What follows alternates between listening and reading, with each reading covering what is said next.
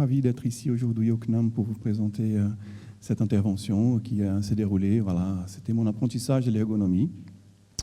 Mon thème est soutenir une vision globale du travail et accompagner l'entreprise vers d'autres manières d'appliquer l'ergonomie, qui est la correction des postes de travail. Je m'appelle Denner Alves, j'étais dessinateur-projeteur au départ. J'ai fait une reconversion professionnelle d'abord vers la sécurité. J'ai décidé de chercher autre chose. J'ai découvert l'ergonomie. Je me suis inscrit au master d'ergonomie à Toulouse d'abord. Et en 2019, j'étais prêt à démarrer la deuxième année de master ici au CNAM Pays de la Loire. Donc c'est une intervention d'1 an que je vous présente aujourd'hui au travers de cette communication. J'étais embauché par les groupes Monitou pour travailler pour la division des produits et pour renforcer les dispositifs de santé et de prévention qui s'est composé des responsables HSE reliés aux différents sites, un service santé relié à la division, au groupe, pardon, et un service QHSE en transverse au niveau de la division. J'étais rattaché au responsable HSE en transverse, mais j'avais des relations très étroites avec la médecine du travail et les responsables HSE des différents sites. Le groupe Monitou a une mission, et cette mission est d'améliorer les conditions de travail, de sécurité et de la performance partout dans le monde. Et pour renforcer cet engagement, les responsables HSE, il a embauché un ergonome pour améliorer l'existant par des actions correctives et préventives. Une demande très large, j'ai demandé des précisions, et je comprends par exemple que l'existant était en rapport avec un accident d'odontologie à réduire et que l'action de l'ergonome était donc faire la cotation des gestes et postures, la conformité aux normes, les propositions de solutions techniques, entre autres choses qui sont très classiques dans l'industrie. Je me suis intéressé au contexte de la demande. L'entreprise a un chiffre d'affaires très important à l'international et l'évolution du marché va avoir forcément un impact sur les cadences. On doit donc être très adaptable. Les métiers de logistique, des soudures, de montage sont au cœur de l'activité. Les efforts, les gestes contraignants en font partie. Et c'est vraiment la cible pour la demande. De plus, l'entreprise a des parcours, nous avons des opérateurs avec des parcours très longs, mais l'évolution naturelle de la vie, on va devenir moins résistant aux efforts et aux changements. Et nous avons donc toute une question à travailler sur la préservation de la santé et du savoir-faire de ces personnes. L'enjeu principal identifié pour cette demande était d'améliorer durablement les situations de travail actuelles, mais aussi les situations de travail du futur. J'avais plusieurs idées en tête, mais c'était le moment d'organiser tout ça et orienter l'intervention. Tout ce que je savais au départ, c'est qu'il fallait passer par une démarche participative centrée sur l'analyse du travail, parce que c'est le cœur de notre métier, et avoir un impact sur les efforts, les réduire d'une manière globale et favoriser la pérennité de l'activité de l'entreprise. J'ai eu donc pas mal de réflexions à faire, notamment avec pas mon responsable, mais mon tuteur au CNAM, que je tiens à remercier, Eric Fortino, pour m'avoir accompagné pour cette année d'alternance. Et j'ai proposé une intervention en 2 temps. D'abord, je me suis concentré sur la partie de correction pour aller au terrain, pour faire l'analyse de l'activité, les diagnostics et des plans d'action pour traiter des problématiques bien réelles. Mais j'avais un deuxième objectif qui était celui d'enquêter sur l'origine du problème, de savoir pourquoi cette situation, comment ça se fait que cette situation est problématique. C'est cette question-là qui va me permettre d'aller en deuxième temps de l'intervention, que je vais vous expliquer tout à l'heure. Je vous amène à une première situation d'apprentissage. Ici, je suis un secteur logistique pour un poste de reconditionnement, où les opérateurs doivent récupérer des composants dans des cartons, les déposer dans des bacs et mettre à disposition pour les stocks et pour la production. Dans l'historique, on avait donc une augmentation des reconditionnements à faire qui va générer un besoin de créer un poste adapté. La demande initiale était de faire un bilan des gestes et postures contraignantes pour voir l'amélioration avec la mise en place d'une solution qui était déjà identifiée, la mise en place d'une table élévatrice. J'analyse cette demande, je constate qu'il y avait une coactivité très importante avec les caristes autour du poste Et je constate aussi que la personne qui fait le reconditionnement fait aussi d'autres tâches comme la mise en stock en simultané. Je suis allé revoir mes interlocuteurs pour savoir si on voulait vraiment travailler sur les gestes et postures ou si on pouvait élargir l'analyse vers des éléments comme celui que je viens de présenter. On a accepté. Je passe vers la construction diagnostique. Je travaille beaucoup avec les opérateurs. Ils étaient très constructifs. Ils ont vraiment participé à la construction du diagnostic et à l'analyse. Sauf que les autres parties prenantes, les responsables, étaient un peu moins disponibles. Et à ce moment-là, je ne savais pas l'importance d'intégrer toutes les parties prenantes dans les projets dès le démarrage. C'est une situation qui va avoir un reflet au moment de la construction de solutions et qui va avoir un résultat. Par exemple, je vais avoir un diagnostic qui était très détaillé et qui représentait bien les besoins de travail, sauf que comme les actions n'ont pas été travaillées avec les acteurs en amont, je vais avoir peu des préconisations mises en place. Situation un peu pas confortable, mais je connaissais la cause. Et grâce à cette situation d'apprentissage, j'ai essayé de ne pas répéter cette erreur pour les interventions qui vont suivre.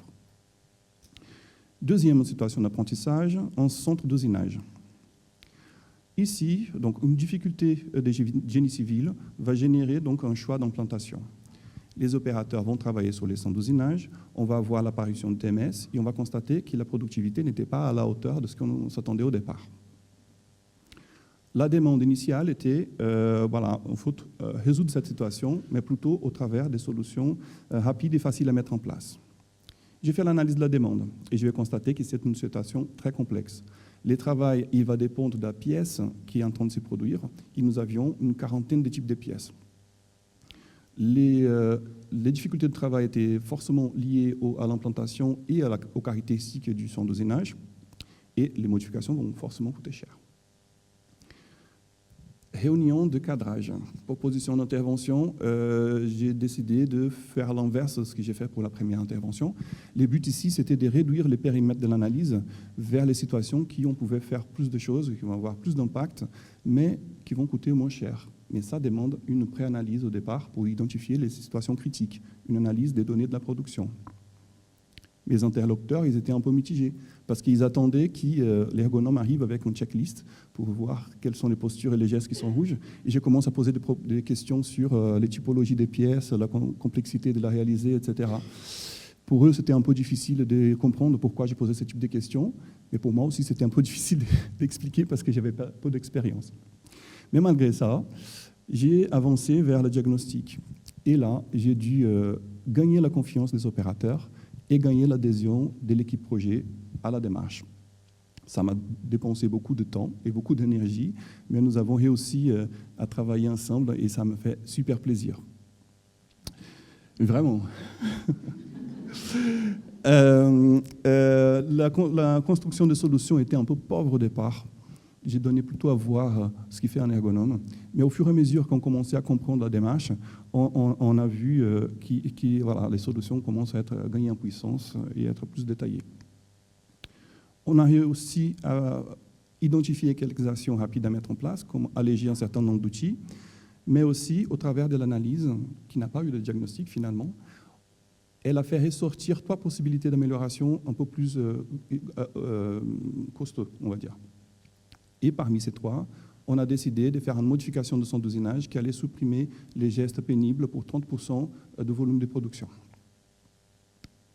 Mais cette intervention, elle a produit quelque chose d'autre. Parce qu'il y a les résultats qui ont été faits sur les postes de travail, mais au départ, les personnes, elles ne connaissaient pas du tout la démarche. Et elles se posaient beaucoup de questions sur qu'est-ce qu'il fait un ergonome. On a compris au travers de cette intervention d'où venaient les problèmes et qu'un problème complexe comme ça, il faut passer par une méthodologie un peu plus importante. Et c'est ça, je pense, la plus-value de cette intervention. Une troisième situation d'apprentissage, et ça va être la dernière. Ici, c'est un poste de finition en soudure. L'opérateur, il doit nettoyer des tubes de 5 mètres de longue avec des emballés de 3 mètres. Et ça génère des efforts de va-et-vient et des TMS. Au début, on a conçu une ligne de production tout automatique et ces postes de nettoyage n'étaient pas prévus au début. Il va être réalisé après coup avec un délai et un budget très limité. Les personnes vont travailler, on va voir qui ça produit des TMS et ces postes-là vont devenir un poste prioritaire du secteur. La demande était comment on peut soulager cette tâche de nettoyage. Pardon. Si on se concentre seulement sur la tâche de nettoyage, on ne peut pas s'en passer d'une automatisation, une automatisation qui va coûter cher. Mais j'avais une petite intuition. J'ai pensé qu'il y avait quelque chose derrière les autres tâches autour de cette tâche centrale. J'ai proposé l'analyse globale au groupe qui traitait la situation. On a accepté. Pour la construction de diagnostic, ça allait très bien, donc l'équipe est hyper motivée, donc ça passe. J'ai réussi à faire du collaboratif. Pour la recherche des solutions, on va voir des actions plus précises et plus détaillées que les actions précédentes. On va identifier un certain nombre d'actions rapides à mettre en place et on va renforcer l'intention de faire automatiser cette tâche qui était compliquée au départ. Sauf que dans cette intervention-là, j'ai produit deux choses. La première chose, c'était l'analyse de l'activité de nettoyage, ce qui a produit les diagnostics et les plans d'action. Et la deuxième chose, c'était une analyse de l'activité des recherches et des solutions. Je vous explique rapidement. Au départ, j'ai laissé les acteurs chercher la solution et j'ai juste observé comment on fait pour identifier une solution pour une situation pareille. Ça se passe autour d'une visite des postes. Dans cette visite des postes, on va analyser la situation la plus difficile à traiter. On va identifier la solution d'automatisation qui va coûter cher, mais qui va résoudre les problèmes. Quand on va voir que c'est un peu difficile à mettre en place, on va chercher une autre solution, une table élévatrice, qui va être moins chère, mais va être aussi un peu moins efficace. La tendance du choix, au bout d'une heure, on va devoir choisir entre les deux, et on a tendance à choisir la situation la plus simple et la plus rapide, au lieu de celle qui va avoir plus d'impact. Conclusion, on pourrait choisir les rapides, les moins chers, on va avoir des améliorations qui sont insuffisantes, et on pourrait toujours avoir l'apparition de TMS, et on peut-être aussi devoir revenir pour reprendre cette situation dans 1 ou 2 ans. Une fois que nous sommes arrivés là, c'est là que j'ai proposé de faire mon intervention. J'ai observé 3 cycles du nettoyage, D à Z. Et là, j'ai pu identifier toutes les sources de sollicitation qui m'ont permis d'identifier les causes, mais aussi l'impact si on supprime chacune de ces sollicitations sur la santé et sur la performance. Et c'est comme ça qu'on a fait un plan d'action très rapide. Ensuite, je me suis intéressé sur la solution d'automatisation pour évaluer les pour et les contre de cette solution-là. On a fourni ces informations aux décideurs. On a eu un plan d'action qui a plus d'impact. On a éclairé les décisions et on a fait un meilleur investissement. Parce que pour résoudre cette situation-là, on a gardé l'argent qu'on allait dépenser pour la table élévatrice pour faire toutes les autres petites actions autour. Et après 3 ans de travail d'équipe méthode, on a réussi à identifier une solution sur mesure de nettoyage de tubes. Et ça représente quoi? Ça représente qu'on a supprimé les gestes contraignants et on a gagné beaucoup de temps. Parce que pendant que la machine est en train de nettoyer les tubes, l'opérateur va pouvoir faire d'autres choses. Juste pour donner une illustration entre la comparaison des deux approches, dans la visite des postes, on va se concentrer seulement sur une activité et va déjà limiter toute la créativité des êtres humains à chercher des solutions. Dans l'analyse de l'activité, on va regarder des choses d'un peu plus globales. On va voir tout ce qu'on peut voir avec les yeux, les gestes et postures, mais aussi les difficultés au niveau de l'organisation. J'ai terminé donc avec cette première partie des actions sur le terrain et j'ai sorti quelques enseignements. Dans la première intervention, j'ai compris que même si j'ai un diagnostic très beau et parfait, ça ne va pas suffire parce qu'il risque d'être dans un tiroir et ça ne fait pas de transformation de travail. Deuxième chose, c'est qu'il il faut absolument travailler avec les équipes. Et c'est ça qui va déterminer la réussite ou pas de l'intervention. Dans la deuxième intervention, j'ai voulu absolument faire du participatif. Sauf que c'est facile à dire, mais pour le faire, ouais, j'ai cherché partout dans les bouquins et je n'ai pas trouvé la formule. Et il faut s'y prendre. Mais par contre, quand on arrive à travailler avec les gens et qu'on en arrive à faire évoluer les représentations déjà sur les problèmes, sur la manière de traiter les problèmes et aussi sur le métier de l'ergonomie, là, on va avoir des transformations vraiment très profondes, même si elles sont invisibles. Et ce qui est intéressant, c'est que même quand j'ai quitté la petite équipe, là, que ça fonctionnait bien, ils avaient les bons réflexes pour faire les choses parce qu'ils ont vu comment je faisais. Et puis, voilà, donc même si je suis absent, ça roule aussi. Donc, je suis content. Voilà. Et la troisième intervention, j'avais un peu plus de recul et j'étais face à une intervention un peu plus complexe et j'avais un peu peur de tomber un peu dans la même histoire, de devoir ramer un peu. Mais je savais comment traiter cette situation, qu'il ne fallait pas passer par la situation principale en fait, de la demande, mais aussi de contourner aussi la chose. Donc j'avais un petit feeling qui m'a permis de mieux traiter cette demande-là. Sauf que ces feelings-là, on va acquérir au fur et à mesure qu'on fait des interventions, au fur et à mesure qu'on va se tester sur le terrain. Donc c'est ça que je voulais partager aussi.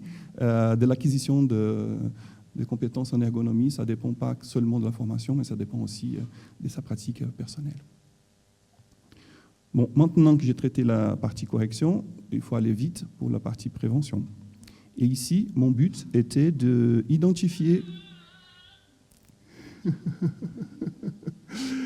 Le but était d'identifier les origines récurrentes et essayer d'avoir un petit impact dans le changement de certains processus de l'entreprise. Voilà, donc les contenus de la première partie. J'avais un certain nombre d'enchaînements logiques qui se ressemblaient à peu près à ça. J'ai identifié un certain nombre de causes. Et la principale, c'était la non-anticipation de besoins de travail au moment de la prise de décision, au moment de la conception, de la modification des postes de travail, de produits ou même des approvisionnements. L'opportunité d'amélioration que j'avais identifiée, c'était d'intégrer les enseignements des situations de passé dans les projets futurs. Mais voilà, donc j'avais un matériel, mais pour travailler ces matériels, j'avais besoin d'une équipe. J'avais besoin d'une structure adaptée. Sauf que les contextes n'étaient pas vraiment très favorables. On a passé par la Covid, et puis confinement, tout ça. Ça n'a pas été possible. Moi, de mon côté, j'avais un certain nombre d'engagements et j'avais coché déjà pas mal de cases. J'arrivais à la fin de ma formation, il y avait une case qu'il fallait cocher et qui, voilà. Ce serait dommage de quitter l'entreprise avec ses matériels sans partager ses contenus. Je vous montre comment je me suis débrouillé. J'avais réalisé un certain nombre d'interventions avec des plans d'action pour des corrections. J'avais identifié un certain nombre des causes profondes pour chacune de ces interventions-là. J'ai regroupé ces causes, j'ai échangé avec 24 responsables de différents secteurs pour vérifier si mes hypothèses étaient pertinentes ou pas. Ça m'a produit un diagnostic global de cette situation. J'ai voulu avoir une structure de projet adaptée et dédiée à ces projets-là. Ça n'a pas été possible, mais ce n'est pas grave. J'ai pu partager ces matériels au sein de différentes instances qui existaient déjà dans l'entreprise. Ce sont des corporations de décideurs où on va rencontrer différents responsables dans le secteur, par exemple les méthodes ou les bureaux d'études, et qu'on va pouvoir partager ces constats, amener un peu la discussion autour de ces constats et essayer d'avoir une certaine influence sur certaines décisions pour la modification des processus, un peu comme la recherche des solutions qu'on a vu tout à l'heure. Et comment on pourrait faire en sorte qu'on va prendre la bonne démarche pour chercher une solution et qu'on va choisir, faire les bons choix. Et c'est comme ça que j'avais envisagé de faire, en même temps que je travaille sur le terrain pour améliorer les postes de travail, je vais profiter de certains éléments pour apporter des améliorations au niveau de l'organisation. Et l'intérêt de cette démarche-là, c'est qu'on n'est pas obligé de terminer, de faire un seul coup. On peut faire réitérer au fil des années. À la fin, donc l'entreprise, elle a eu un certain nombre d'acquis après cette intervention. Voilà un plan d'action pour un certain nombre de situations. L'investigation des causes profondes. Le temps a été un peu court pour traiter la partie prévention, mais on a réussi quand même à partager les informations auprès des décideurs. Mais j'ai travaillé surtout sur la prise de recul pour savoir quel est les vrais besoins en fait. Donc, et c'est comme ça qu'il y a un certain nombre d'acteurs, je n'ai pas encore pu toucher l'ensemble de l'entreprise, mais il y a un certain nombre d'acteurs qui ont vu la plus-value de l'ergonomie et qui ont élargi leur vision de travail et voilà, l'apport que nous avons en tant qu'ergonomes de s'intéresser à cette matière de travail et comment on peut faire évoluer les choses et agir vraiment en profondeur. Tout le monde sort gagnant. Moi, j'ai profité pour faire plein d'interventions, je me suis éclaté. Des expériences diverses, une prise de recul sur ma pratique aussi, et même aujourd'hui, je suis en train d'apprendre. Et l'entreprise, voilà, donc elle a eu une autre vision de l'ergonomie, une autre vision du travail. Elle a pu agir un peu plus dans la conception et surtout de se rendre compte qu'il est possible de travailler sur la capacité à améliorer le travail, mais aussi la manière de faire le travail. Voilà, donc l'analyse de l'activité comme levier de santé, d'efficience et aussi de pérennité. Je vous remercie. Si vous avez des questions, je suis là.